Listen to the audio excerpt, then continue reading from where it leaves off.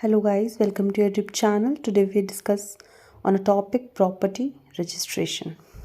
So it's a brief concept जिसको हमने बहुत अच्छे और बारीकी से पढ़ना पड़ेगा, जिसके अंदर हम ये पढ़ेंगे कि कितने टाइप की आपकी रजिस्ट्री होती है और रजिस्ट्री में क्या क्या चीज़ें इन्वॉल्व होती है रजिस्ट्री के टाइम पे, कौन कौन से डॉक्यूमेंट्स जाते हैं, प्लस जो भी रजिस्ट्री होती है वो किन किन एरियाज़ में होती है। 3 डिफरेंट एरियाज़ होते हैं। एक तो नॉर्मल जो एरिया होता है वो, या कोई कॉन्टेमेंट का एरिया होता है वो, या तो एनडीएमसी का कोई एरिया होता है वो। तीनों की बात करेंगे। देखो, अगर हम बात करते हैं रजिस्ट्री की पहले हम बात करते हैं recording the property ownership with the government under the registration act. Means registration means legally recording the property ownership। मतलब जो रजिस्ट्री होती है वो एक लीगली प्रोसेस होता है रिकॉर्ड करने का प्रॉपर्टी की ऑनरशिप विद द गवर्नमेंट, सरकार के साथ, under the registration act 1908। You must do it for any sale, gift, conveyance और ट्रांसफ़र। इतना आपको समझ आ गया। Second step in the registry process. Number 1, agreement drafting. Agreement draft करना होता है। Prepare the sale deed, other transfer document, often with the lawyers के थ्रू करवाइए आप, प्रिपेयर करानी होती है सेल डीड, ठीक है। सेकेंड होता है पे करना stamp duty, stamp duty. Computation करना, कंप्यूटेशन मतलब उसको कंप्यूट करना, निकालना स्टैम्प ड्यूटी कितनी पे करनी है और फिर उसको पे करना। थर्ड होता है सब रजिस्टर ऑफिस के अंदर जाना, बायर और सेलर दोनों को, विद 2 विटनेस के साथ, विद आईडी प्रूफ। उनके भी आईडी प्रूफ होने चाहिए, बायर सेलर के आधार कार्ड, पैन कार्ड, 2 विटनेस जो होंगे उनके भी आधार कार्ड, पैन कार्ड। ये सब डॉक्यूमेंट उनको अपनी आईडीज़ जो होती हैं ये उनके साथ उनको विज़िट करना पड़ेगा। कहाँ विज़िट करना पड़ेगा? रजिस्ट्रार ऑफिस में, एसआर ऑफिस में, सब रजिस्ट्रार ऑफिस में। फोर्थ है document registration. Document are signed, stamp and occasionally recorded. जो फिर जब वो पेश हो जाते हैं वहाँ पर, तो डॉक्यूमेंट रजिस्ट्रेशन करवाना होता है प्रॉपर्टी का। जो हम डॉक्यूमेंट सेल डीड लेके गए होते हैं उसको हम रजिस्टर कराते हैं साइन करके, स्टैम्प करके ड्यूली। उसके बाद record entry, buyer name is entered government land record. उसके जब वो स्टैम्प वगैरह सब लग जाता है तो उसको सरकार उसमें रिकॉर्ड एंट्री में आ जाता है वो गवर्नमेंट के। उसके बाद वहाँ से हमें अपनी सेल डीड मिल जाती है, ओरिजिनल रजिस्ट्रेशन डीड, ठीक है। उसके बाद हम बात करते हैं इवन अगर प्रॉपर्टी कॉन्टेमेंट एरिया या रिस्ट्रिक्टेड जोन के रजिस्ट्री भी कराओगे आप तो भी वो सेम तरीके से ही होती है। अब कॉन्टेमेंट रिस्ट्रिक्शन लीगली जैसे अगर सपोज़ मानिए कि उन्होंने ये बोला कि अगर इनके अलावा, नॉर्मल रजिस्ट्री के अलावा, अगर कोई कॉन्टेमेंट एरिया की या रिस्ट्रिक्टेड जोन की अगर रजिस्ट्री आप कराते हो तो भी वो सेम ही तरीके से वो रजिस्ट्री होती है।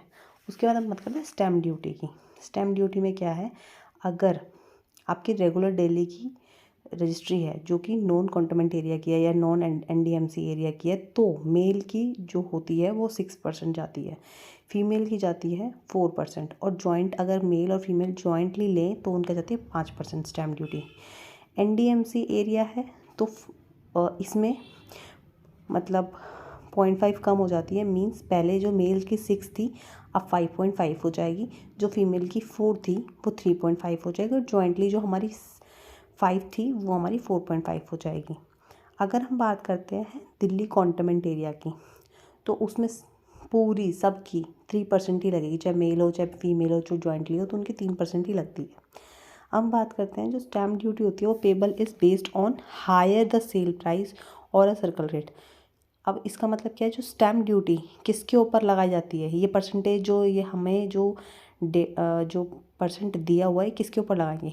या तो सेल प्राइस या तो सर्कल प्राइस जो गवर्नमेंट की तरफ से हमें मिला होता है, जो भी ज़्यादा होता है उनके ऊपर लगती है। इससे क्या होता है, दिस प्रिवेंट अंडर वैल्यूएशन। ठीक है, अब हम बात करते हैं रजिस्ट्रेशन चार्जेस। ये तो हमारी स्टैम्प ड्यूटी तो हमारी हमने बता दी। अब इसके साथ साथ स्टैम्प रजिस्ट्रेशन चार्जेस भी लगता है। वो क्या होता है, वो फिक्स्ड होता है, चाहे मेल हो चाहे फीमेल हो, वो 1% लगता ही लगता है एक्स्ट्रा। ठीक है, प्लस इसके साथ क्या है, 100 पेस्टिंग चार्जेस भी लगता है। अगर हम बात करें, अगर रजिस्ट्री अगर हम कराने जाते हैं तो हमारी 3 तरीके की हम पेमेंट करते हैं। एक तो स्टैम्प ड्यूटी प्लस उसके साथ registration plus 100 rupees pasting charges. Stamp duty का हमने बता दिया, मेल फीमेल कब कब, जब मेल की कितनी होगी, फीमेल की कितनी होगी, जॉइंट की कितनी होगी, प्लस उसके साथ रजिस्ट्रेशन लगेगी, रजिस्ट्रेशन फ़ीस लगेगी। रजिस्ट्रेशन फ़ीस एकदम फिक्स होती है, 1% हमेशा होती है हर केस में, प्लस 100 रुपीज़ पेस्टिंग चार्जेस होती है। डॉक्यूमेंट नीडेड क्या, कौन कौन से डॉक्यूमेंट चाहिए होते हैं रजिस्ट्रेशन के लिए? पहले चाहिए होता है ड्राफ्ट, जो हमने पहले पढ़ लिया है। सेकंड होता है आईडीज़ प्रूफ, आधार कार्ड, पैन कार्ड। थर्ड होता है एनकम्बरेंस सर्टिफिकेट। अब एनकम्बरेंस सर्टिफिकेट की हम बात कर लेते हैं। एनकम्बरेंस सर्टिफिकेट होता क्या है? ये वो डॉक्यूमेंट होता है जिससे हमें ये पता चलता है कि जो प्रॉपर्टी है वो किसके नाम पे है, कितनी बार बिक चुकी है, उसकी ट्रांजैक्शंस कितनी बार हुई है, उस पर लीज़ है या नहीं है, उस पर कोई बैंक लोन है या नहीं है। बट इसमें भी कोई लिमिटेशन चीज़ें हैं जिसकी वजह से एनकम्बरेंस सर्टिफिकेट के अंदर कुछ चीज़ें आप नहीं पता लगा सकते। बट हाँ, मोस्ट ऑफ द केसेस में आप सब चीज़ पता लगा सकते हैं एनकम्बरेंस सर्टिफिकेट से। एनकम्बरेंस सर्टिफिकेट कहाँ मिलता है? ये एसआर ऑफिस के अंदर ही मिलता है। जिसके पास मिसप्लेस हो जाता है तो वो आप सर्टिफाइड कॉपी भी अप्लाई करके आप ले सकते हैं। फोर्थ होता है proof of payment of stamp and registration fees. अब क्या होता है, जो आपने स्टैम्प ड्यूटी पे की होती है ना, उसका भी आपको अपने पास एक प्रूफ रखना होता है। मतलब आपको प्रूफ स्टैम्प ड्यूटी जब आप पे करते हो आपके पास एक सर्टिफिकेट आ जाता है, 5th सर्टिफिकेट आ जाता है, प्लस उसको आपको पेपर्स के साथ अटैच करके देना होता है। अब हम 5वीं बात करते हैं कि 2 विटनेस की आईडीज़ चाहिए होती है। अब हम आगे बात करते हैं, एक चीज़ नोट करने वाली है, डिपेंडिंग ऑन द प्रॉपर्टी जो डॉक्यूमेंट होते हैं वो नीडेड होती है। जैसे कोई लीज़ पे है या रीडेवलपमेंट हो रही है या कोई पुरानी लैंड है, तो प्रॉपर्टी के हिसाब से डॉक्यूमेंट की ज़रूरत पड़ती रहती है। अब हम बात करते हैं 4th पॉइंट उसकी, ई स्टैम्प एंड ऑनलाइन ऑप्शंस। मतलब जो हम स्टैम्प ड्यूटी पे करते हैं वो ई स्टैम्प के थ्रू कर सकते हैं हम ऑनलाइन। इतना आपको समझ आ गया? उसके बाद हम बात करते हैं स्पेशल नोट हमें करना है चीज़ें, वो है कॉन्टेनमेंट एरिया की।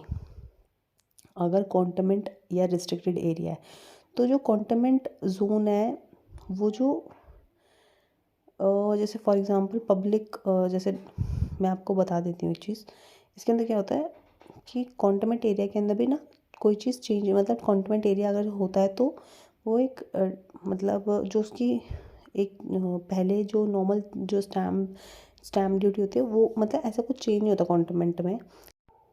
और जो कॉन्टेनमेंट एरिया होता है उसमें भी आपका जो हमने बताई है स्टैम्प ड्यूटी वो सेम ही रहती है, जो हमने स्टैम्प ड्यूटी आपको पहले बता दी है कॉन्टेनमेंट एरिया की।